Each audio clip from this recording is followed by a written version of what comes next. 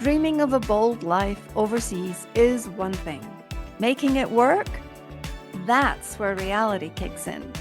I'm Doreen Cumberford, and after living across 8 countries and 4 continents, I know the real challenges you're facing, from visa headaches, cultural confusion, raising third culture kids, all the while maintaining relationships across time zones and borders.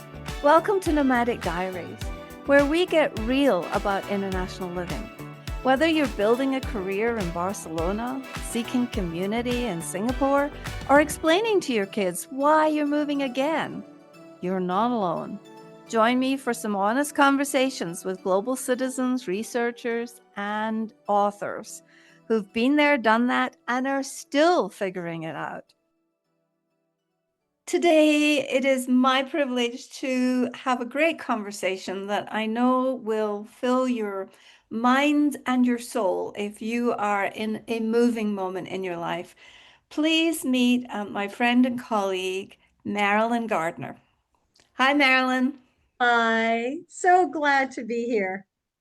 Oh, you're such a good sport for doing this. I just always think of you as being a resource, a walking resource for expats, nomads, internet, the globally mobile, and all of our communities.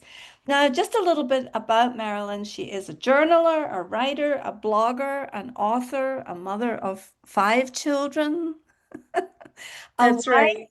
a professional healthcare personnel trainer.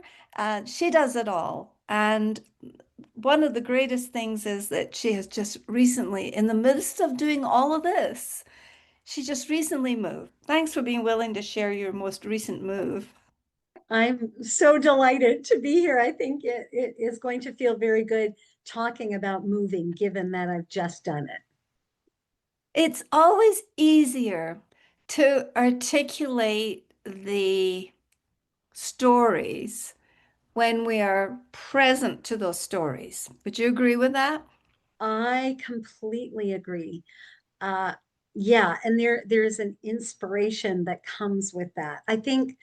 I actually think that's something that some of us really struggle with when we leave a life overseas, because I think that those stories come fast and furious every single day. You know, there's a story, and you relay this story to your friends, you relay the story to your spouse, and then the next day there's a new story. And so you're immersed in this and capturing those. Some you just forget even to capture them sometimes because they're so plentiful. It's when we look back and we think, oh, my life doesn't, in a more efficient world, in a more Western world where efficiency is the goal and narrative is not, then it's a little harder to be able to hear those stories, to be able to come up with those stories. Yes, I agree. I think it's about how can we hold both the excitement for tomorrow, Right. the tenderness, or the nostalgia for yesterday inside the same moment. Really well said. Yeah. Well, it's just really it's something that I think that the lifestyle that you and I have had the privilege of um, really living sometimes has given me an appreciation for the here and now more than anything else that I've ever done. Hmm. Do you feel like So that? I really do feel like that. I will say, though, that has come with age as well. Ah, So as I think about it, I think, okay, I don't know that I was as focused on the here and now earlier in my life, no matter where I was. Uh, mm. yeah. I would agree with that because I was very much always very in the forward momentum move. And I think Mhm. when you get married and you have kids and you live overseas, there is Yeah. that sense of forward momentum. But do you think that are you saying that we are building um, a deeper sense of the presence and the value of nostalgia, and that that comes with a shift in our stage of life or our age? I think I am saying that. I was thinking about this recently, actually, and I was talking to a younger woman, and I said, when you're younger, there's there's a lot of when this happens, then life will be X. And then you get to that, or you continue to strive for it. But many do get to that. When this happens, my life will be X. And it starts, when the kids are potty trained, then Yes. my life will be. When they can all dress themselves. And there's a truth to that, but there's always a when there is. And I Yes. said to this young woman, I am at a stage where there is not a when there is. Yeah. I'm at a stage where this is really good. As hard as it sometimes is, this is good. I have my health. I can travel. I have these precious relationships. It was an interesting conversation because, and she looked at me and she said, that is so interesting. I think it was kind of like, and because I think she was looking back at her own life, when I get to college, when I Yes. get out of college. Well, Yes. then if you really stop and think about it, we are wishing our lives away. And suddenly you don't want to wish them away anymore. Suddenly you want to enter that present and be so fully present. And do you think that as expats, we also do this because it's like, oh, when I arrive in the Yes. new location and when we unpack the boxes, Yeah. And there's oh, some, yeah, go on. and when we go home for the first repat trip. Yeah, and there's some of that is good. Alain de Botton does this thing in The Art of Travel. He writes about the art of anticipation. Ah, And he talks about anticipation being a part of the whole travel experience. So from an expat perspective, I think there's a real that's almost a necessary ingredient, especially when we're uprooting everything. We have to have some sort of sense of anticipation, or else we'd never make it through that grueling helping a garlic press find its home. I mean, as stupid as that sounds, that's the mundane, those are the mundane pieces of it, right? Or helping that garlic press find a place in the packing or in the giveaway pile. There's a lot of that has to go on before we even make it. So maybe there's anticipation, but then there's wishing your life away. And I think there's a balance. I think that's so true. And does this also apply, do you think, to repatriation? Because I had a sense when I repatriated to the US that I lost that art of purchase of anticipation. I no longer was really on certain grounds as to there would be no certain times of the year when we had repatriation trips back to the States because I was in the States. And I wasn't going to have that rhythm in my life. So, do you think that's one of the losses that we experience as we move around the globe? 1,000%. You know, as you said, our life has this rhythm. And my rhythm started really young. It was 3 months in boarding school, 3 months home, 3 months in boarding school, 3 months in another home. And that cycle continued year after year. Then every 4 years, it was 1 year in the United States. One time it became 2 years in the United States, but there was a rhythm. And then as an adult, there was a rhythm, as you said. There was oh, it's home leave time. Oh, we're going back. Oh, during this home leave, let's not go to the US, let's go such and such a place. But again, this rhythm. And our children had that rhythm as well. America became this great place to visit. When we ended up living here, it was a little different.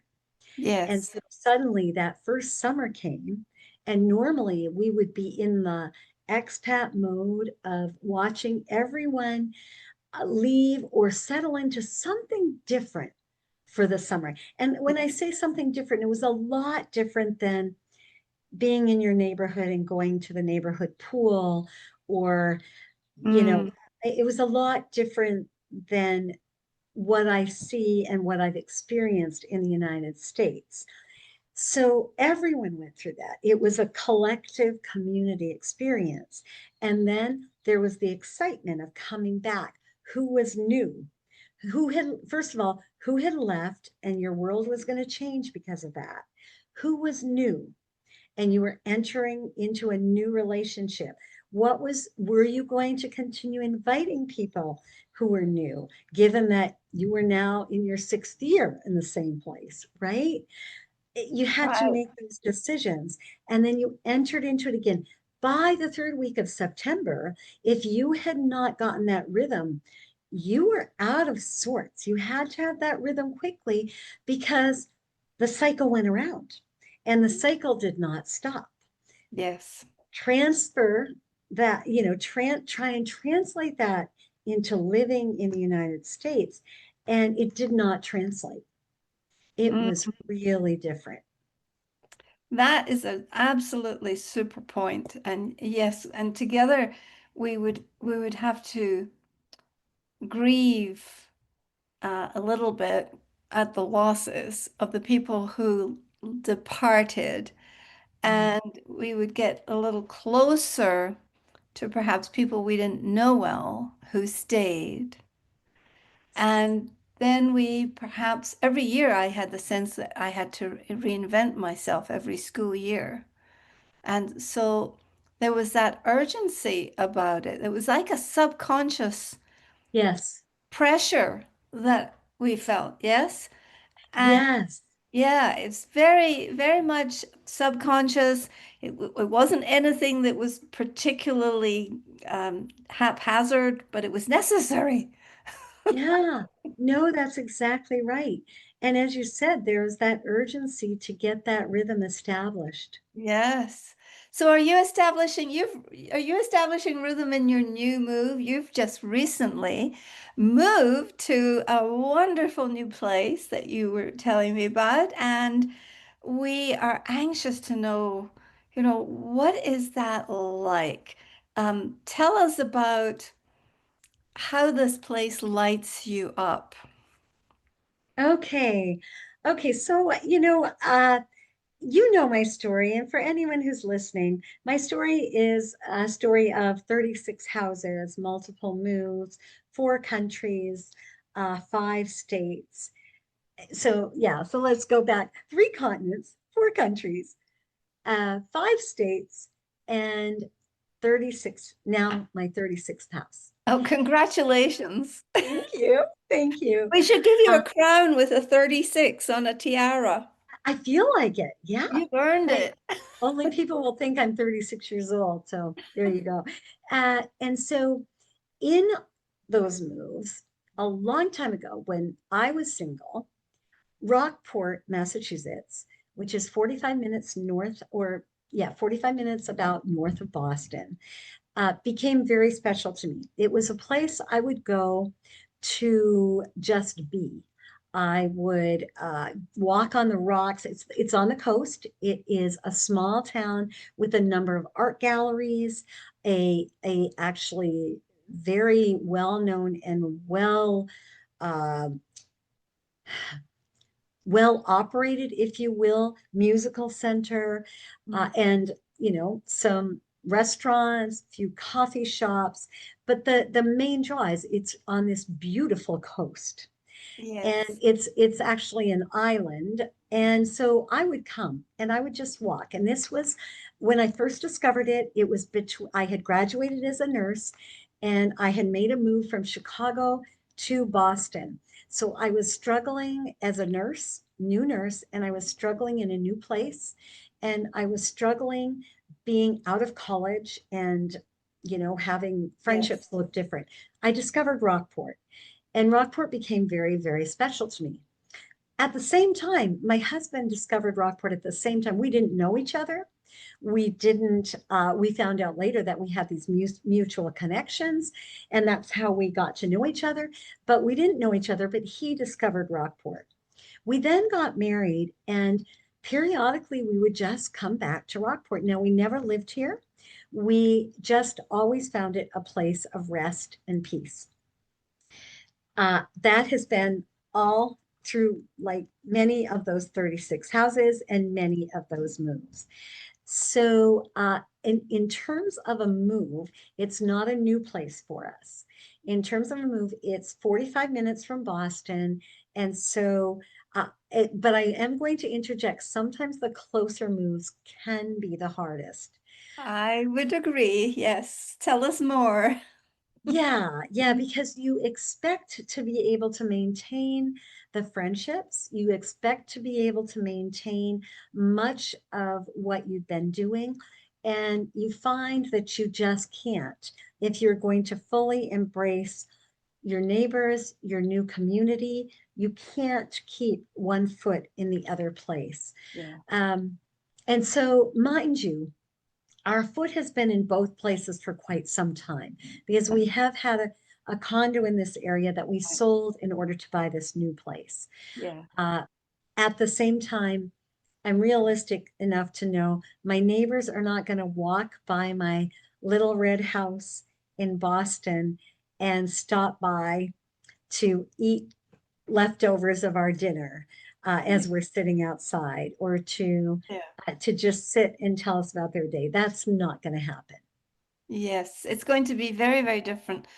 So this is a little bit of a left turn, but back to the question. This place sounds like it's going to light you up, that it already does light you up. And in terms of this is a big choice that you have made for this stage in your life. Can you talk to me about what the sensations that are involved in that experience of knowing that some place is just right in a certain season of life, please? Yes. Wow. Uh, it's a sense, I would say there's a deep sense of peace. There's a sense of waking up in the morning and kind of looking around and saying, I can't believe I get to live here. Uh, there is a sense of wanting to create a space that reflects that. So you've got this internal sense of peace, you've got this joy on waking up, and how can that be reflected in my surroundings? And then I think it gets to how can I bring people into that? I will say what is odd to me is that I have felt this sense of whether it's being lit up or being fully alive in in places completely different. And so I do want to qualify this by telling you what I recently told a friend. A friend was asking me about this move, and she has an international background as well. And she asked me not the same questions, but the same tenor, right? What is it about it? And I Yes. said to her this. I said, I know I will never fully belong in the United States, and I have resigned myself to that. I am not fighting that anymore. And so I decided I wanted to not belong in a beautiful place. That's fabulous. And because the difference between this and like when I arrived in Egypt, or even when I Yes. arrived in Iraq in this Rock. Mm, very ugly Soviet style apartment, yes. uh, the difference is that I truly felt alive there, just Yes. alive, and all of my senses were heightened. Mm, Here, mm, I feel a peace. I mhm. feel that it's right for this season. I don't know that it's possible for me to feel that sense that I feel in these other places in the United States, except when I'm with people, like when I'm with the community health workers that I work with, Yes. because they are all immigrants. So Yes. they all understand that. So there's that sense of home and belonging, even if we're in a sterile classroom space. I So, I understand. I very much connect to that sense. And because I've always felt like I never fit in into America, why would you try and fit in? I mean, right. I'm old enough now to know that you're supposed to stand out in your own life. So Yes. wherever you're standing, you just have to be you and to be fully authentic, right? Yes. But Yeah. I understand because my house in Mexico is not nearly as comfortable as this home that we're visiting with friends here in Denver. There isn't carpet all over the floor. We have hard tiles. We have a few rugs from the Middle East, and we have it. There's just this sense of cocooning and sort of comfort Hmm. that I found that I needed to move myself out of that, Marilyn, in order to grow. I get that. I get that. And it's really interesting too, right?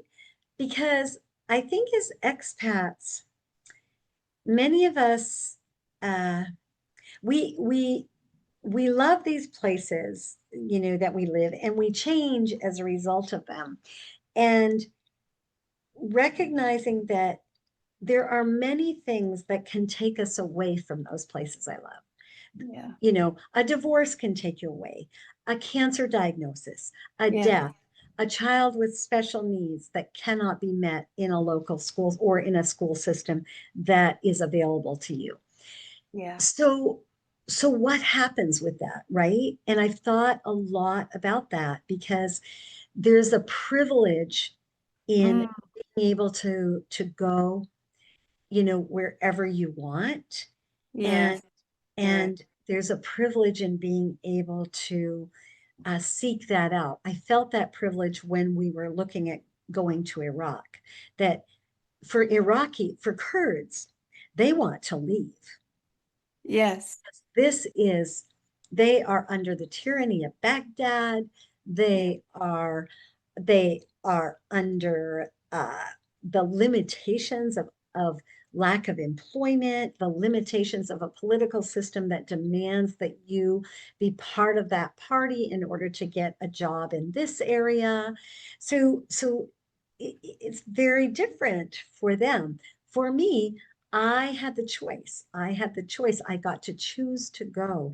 And that really changes everything. And I think a lot about that. And I think, Mm, what happens as you realize, oh, like my mom did when she realized there will not be another move. There won't. yes. I may Yeah. long for it. I may want it. Yes. There will not be another move. Yes. So when we are moved to the Kurdish region of Iraq was such a big thing for me. I was getting another chance to live in the Middle East. It was Mm, literally a dream come true. I had longed for this for so long. So then when we had to leave a year later, yes. unexpectedly, and come back, I think I realized I don't think I'm going to live in that part of the world again. And that definitely influenced our decision Mm. to purchase this home. And so is that when you discovered the concept of living where you light up when you arrived into that situation in Iraq and it looked pretty barren. I can remember you had little teacups and you had a little tiny red rug or something. I mean, there wasn't much, was there? It is so fun hearing your description. And I just thought it was like, wow. Exactly. But Yeah. I could empathize, but isn't it amazing that that was the sense of welcome and I guess the sense of well-being and possibilities.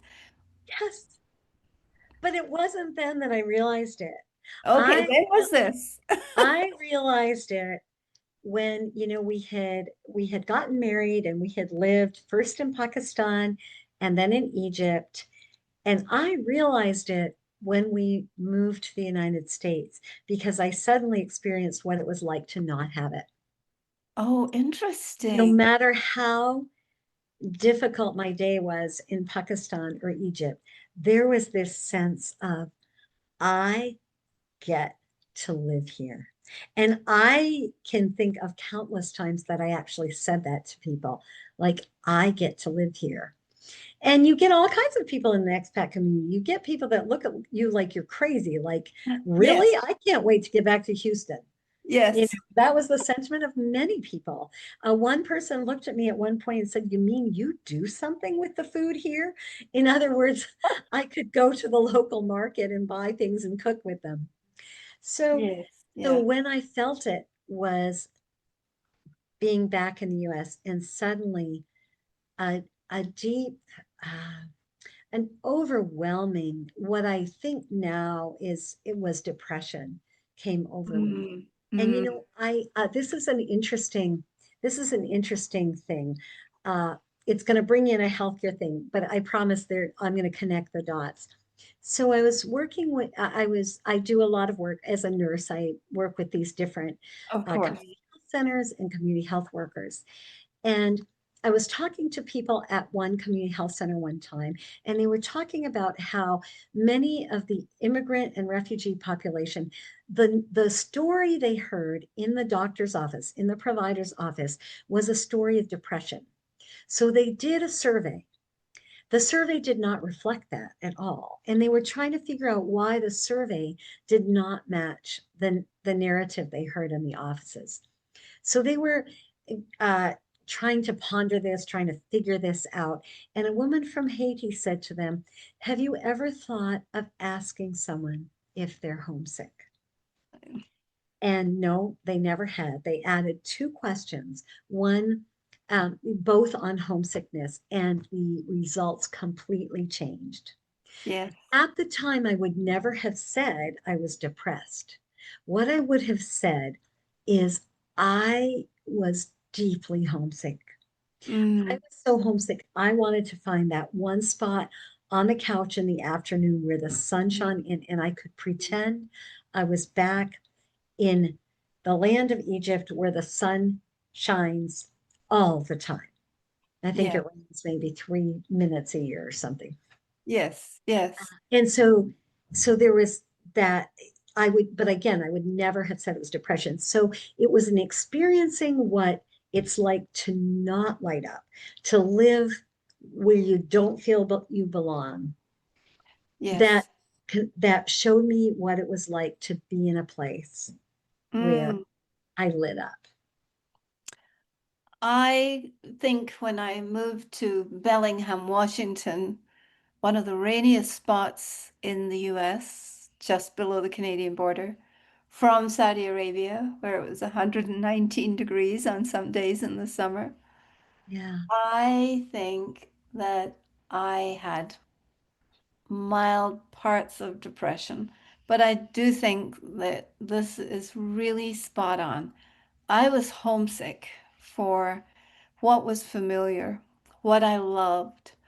We only had a commissary on our compound. We could drive off, but I was missing the commissary, which was which Yes. since then has been like remodeled and tripled in size. But I long for familiarity sometimes. Yeah. That call to prayer. I Yes. miss the call to Well, prayer yes, to in the deepest parts. We talked about that a bit last time. yes, In my soul, I miss those warm breezes on a night. Just the other day, I was by our window and I said to Cliff, "This is like Cairo in the spring." Now, mind you, it's late May in Massachusetts. Like, yeah, come on, when is the sun going to come to stay? We're all exactly. asking, right? But that goes Um, back to the rhythm and pace of life. yeah, I think perhaps we should title this episode a conversation about rhythm and pace because when you've lived in a rhythm and pace that we have adjusted to so subconsciously and so well Yeah. and for so long, I think that it's almost like ironing that DNA into our souls. It's almost Ooh, like it's impregnating it, right? what a beautiful metaphor, ironing it into our souls. Yeah. Yeah. Yeah. Yeah. Because and it's lovely to it's really meaningful to talk to you because you have such a vast experience and knowing what lights you up, recognizing, learning, following the light, and Mm. doing what you need to do anyway in the face of that flatness or that lack of rhythm and that missing pace. So you just have, this is just so rich, Marilyn. Thank you. Oh, thank you. And so, if you were, for our listeners, what are the most common signs that we know if we're living in a place that really doesn't align with us? What are the things we should look for? What should we look out for? We're living in a place that doesn't align with us. So, uh, I heard someone say once that if you hate the people that you live among or despise them, then you need to either repent or move. If you can't move, I guess you just have to repent, which might be the much harder thing. So, so that would be it. There is, I think that sometimes we literally feel it physically. I We agree. feel it all over our bodies. And I Hmm. think that is a sign. And I Hmm. think we have to pay attention to that sign. So the one thing is despising the people who are around you, feeling this physically, yeah, feeling that weightedness every single time you wake up in the morning. Now, it could be that we need to learn to live well where we don't belong. Mm, That could be the case. And actually, one of my friends wrote a really excellent piece. She lived in China for years and she realized that she would never be an insider. yes. And she wrote a really, really good piece. And I'll just tell you a couple things that she said about living well where you don't belong. And she said, uh, first of all, there's the cultivating a tolerance of ambiguity. So, being able to withstand things and see one of the problems with those of us who are expats who come back, we don't follow this. We might follow this when we go to a different country, but we don't follow this when we come to the countries where we think that we are supposed to not have big adjustments, right? And yet, Right. if I had been willing to cultivate a sense of ambiguity in Massachusetts, it would have gotten me much farther. Limit yourself to one why question a day. Oh, When that's a I good. moved to the US, it was like, why? Other people were saying why in the Middle East. I was Yes. saying why here, right? View everything as a privilege, not an entitlement. I thought that was a really good one, right? Is that, and also I think along with that comes that cultivating gratefulness. Okay, are there three things I can find every single day? Three Yes. things that I'm grateful for, because Yes. that's a start, right? I can Absolutely. then maybe do the whole recovery model. What are three things I'm powerless over? I'm Mm. powerless over the meanness of Bostonians. I'm powerless over that, right? I'm powerless over the driving, and some of those things. So I think the three, uh, the three things that I'm grateful for, and the three things that I am powerless over. I think this is fabulous, really, really fabulous wisdom. And I can tell you that my whole body is sort of chiming in at this point because I'm back in Yes. Denver and we had moved to Denver. but my body never felt like it arrived, and I gained weight in Denver. I kind of was patting myself to protect myself. Oh my gosh, I get, And I don't yes, need that. I don't need that in yes. Mexico. I, every time I go overseas, I lose weight and I don't try to. I do Yeah, not try to. And that comes down to even, I really wonder even about epigenetics, which is that yeah, science that the genes change. yes. In my formative years, I was in this place where my genes were formed, right? And Mm, what does it look like to then have your, yeah, then to move to a place where you are in a completely different environment? How does your body respond to that? exactly. And paying attention to it. I think also, don't you think as a healthcare worker, you're an expert in this field. Don't you think little signs like sleeplessness? Sleeplessness. I think sleeplessness. I think a nervous energy. I Yes. think um, a sense of, along with that, maybe just a sense of restlessness. Mm, Uh, again, there's that homesickness. But if homesickness continues over and over, I will say that when we left Massachusetts after 7 years, I arrived in Arizona. It was still the United States, and I felt like a backpack full of rocks had fallen off my back. mm, So there was definitely something in the physical space of it. One of the things here, there's a lot of trees, right? And it's beautiful. Everyone will tell you it's beautiful. One of the reasons I like the coast is that there are less trees because I want space. I love the desert. I love mm, the yes. bougainvillea. I love, I load my garden with mandevilla in the summer because that's more of a tropical deserty plant. So even the way that you are now expressing yourself and acting after all these years is very consistent, it sounds like, with the DNA you feel you were given or the DNA you have to deal with. Would that be right? Yes. Is that like an act of authenticity? Say that again. I want to think about this. I'm just wondering, I'm just pondering, is this an act of authenticity? Because you felt like you had a backpack that just fell, just was a weight that was taken off of you. And I'm wondering if there was a part of your body that Yeah, was had some sort of a chime or a resonance back to your original DNA in a dry, in a dry I'm con climate. I'm convinced. I'm Mm, convinced of it. And mm.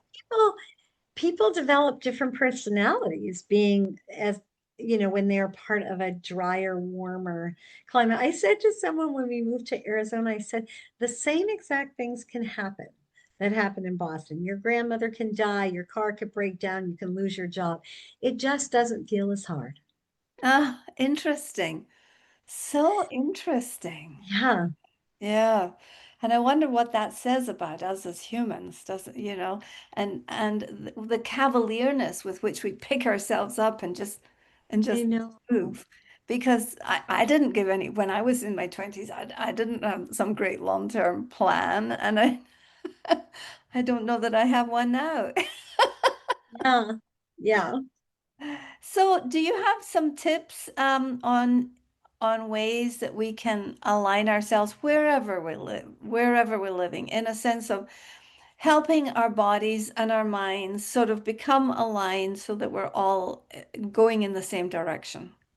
I love this question, Doreen. I think we can do it in the spaces where we do have control. We have control over our physical spaces. Right now, you walk into my living room and it is the Middle East. It's the rug from Afghanistan, the lamps from Turkey, the cushions from Kurdistan, the textiles, the books from all over the world, the paintings from Pakistan, right? And so I can begin with my physical space. Now, the top floor of the house, we've done all beachy. It's the blue and white. And Mm. we now have the privilege of being able to do that because we have a big space. We're not used to having a big space. We've not had a big space for many years. Outside is another place. We're actually but we bought plants today. And so we are creating in the city. I created this city garden, and it was just a place with lights, white lights, and solar lamps, and flowers. And we had spent hours and hours. In fact, on Wednesday night, we did a final goodbye in that there was nothing, literally nothing in the house, Mm. but we still had our party in the garden where we invited all the neighbors as just as an Yeah, homage and as a final sure. thing. So I think that we can begin with those surroundings. Then I think we can find our external places, whether it be a hike or a bench, by the coast, whether it Sure. be a coffee shop. So beginning with those immediate spaces, knowing that I know I can come back to this. And if I'm really honest, I did the same thing in the Middle East because Sure. there were times where, when we live in between, there's times where we don't belong anywhere, right? We Yeah. belong on the airplane. And so first starting with our physical space and Mm. ourselves, and then going outside and finding those Mm. spaces. And then I think it's really important to budget in that travel to the places we love as long as we are able. That I think can keep us going. Again, I want to say I recognize that I'm talking through the lens of privilege. We have how many million displaced people in the world, and I get to choose to travel, right? Sure. That is an incredible privilege, and I will never ever take it for granted. Mm. Uh, the last thing I would say is find our people, because no matter where we are, we can find our people. I really believe that. I believe that we can find those people where those those places can come together. Just last night, I was at a gala for Asian Women for Health, an organization that I'm on the board of. Everyone or so many people wore their traditional costumes. It was 200 people, and it was people in saris and shalwar kameez and outfits that I don't even know the name of. And I was able to wear a shalwar kameez and be with people that get this in between world because they've lived. Yes. Yes. Well, that's great advice. So to have those things around you that really tell your story, that are an outpicturing of your story, sounds like it's a very healing thing that you are part of your prescription. That's right. That's right. I love that you added that part, those things that are a part of your story, those things that tell your story. Yeah. Well, this is great advice. Well, listeners, you heard it here today on Nomadic Diaries. Now, Marilyn, do you have one last thought for our listeners who are living possibly in the in-between and are not feeling very lit up today? Do you have something inspirational that you've recently written, or I know you write inspirational stuff every week. I know you do. You're you're very you're very kind to say that. Ah, wow. I think I think we do live a life that takes a lot of courage. I think it takes a lot of courage to do these things. And and so I would just want to honor that Mm. courage Mm. for anyone who's listening. Yes. It is, as much as we say no, but this is where we grow, this is how we grow. There's still an element of courage. We are beginning again when we move. We are we Yes. are we Yeah. are uprooting our story, and we are rerouting it into new soil. Hmm. It takes courage. And also think about plants.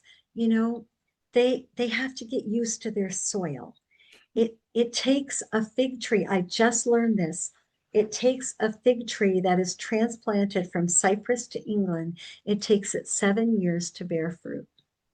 My And goodness. that's from Elif Shafak in her beautiful book that I forget the name of, but I will send it to you so that you can uh, Put it make in the sure your show notes. listeners Lovely. have that. So that when I read that, I thought, oh my gosh, Mm. that is wisdom for any of us who live between. And the second thing I want to say is we cannot bear the burden for other people's nostalgia, whether it is our children's or other people.